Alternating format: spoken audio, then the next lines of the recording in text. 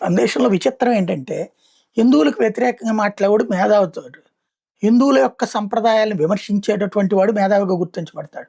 అదే ముస్లింలకు సంబంధించినటువంటి వాటిని గురించి ఏదన్నా తప్పుని ఎత్తి చూపెట్టినటువంటి వాళ్ళు మతోన్మాదులవుతారు, రాక్షసులైపోతారు. వాళ్ళ మీదన ఫత్వాలు జారీ చేసినటువంటి వాళ్ళకి హక్కులుంటాయి. అదొక విచిత్రమైనటువంటి పరిస్థితి.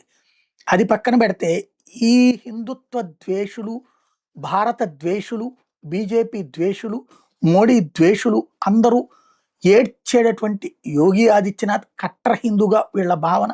Himanta Biswa Sharma cutter Hindu, Amit Shah cutter Hindu, Narendra Modi cutter Hindu. ఈ నలుగురు ప్రస్తుతం బెంగాల్లో కలిగి తిరిగేస్తున్నారు.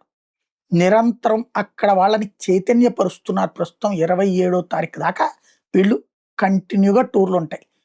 ఆ చివరి 2 రోజులే వదిలిపెడతారు. అది ప్రచారపు ఘట్టం కాబట్టి 27 సాయంత్రం దాకా తిరుగుతారు. ఒక పక్కన హిమంత్ బిశ్వా శర్మ క్లియర్‌గా అక్కడ ఉన్నటువంటి పబ్లిక్‌ని మోటివేట్ చేసే ప్రయత్నం చేస్తున్నారు.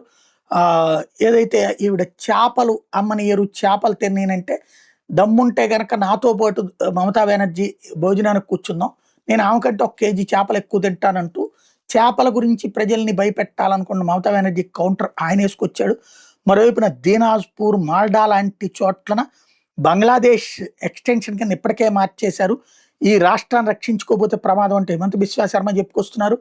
బెంగాల్‌ని నాశనం చేయాలనేటువంటి కుట్రల నుంచి కాపాడటానికి ఇది చిట్ట చివరి పోరాటం చెయ్యండి, మీరందరూ తోడు నిలబడండి అంటూ మరొక వైపున యోగి ఆదిత్యనాథ్ పిలుపునిస్తున్నారు. ఓడించి తీరతాం, కష్టపడి సాధిస్తామని ఇంకో పక్కన అమిత్ షా చెప్తున్నారు. గెలిచి తీరతామంటూ నరేంద్ర మోడీ చెప్తున్నారు.